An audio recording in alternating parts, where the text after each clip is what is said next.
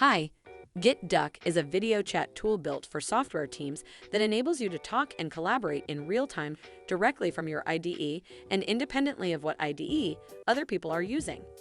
That's right, you could be coding with PhpStorm and your colleague using Visual Studio Code. In this video, I'm going to show you how to install GitDuck on PhpStorm and join a coding session for the first time. By the way, be sure to have a GitDuck account and be part of a team. Open PhpStorm and go to Preferences and then Plugins. Search for GitDuck and install it. By the way, after it's installed, you might need to restart your IDE.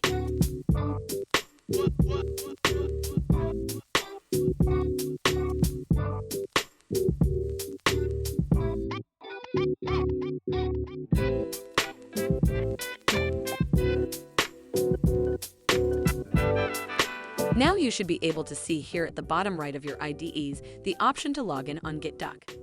Click there so you can link your IDEs with your GitDuck account. Great!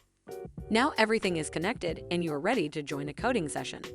On GitDuck, join a call by going to your team URL.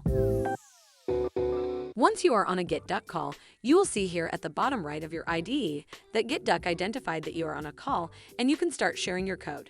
Let's click that button. Yes, now you're sharing your code. Any file that you open will be automatically shared with anyone that joins your call, and they will be able to edit your shared files in real time.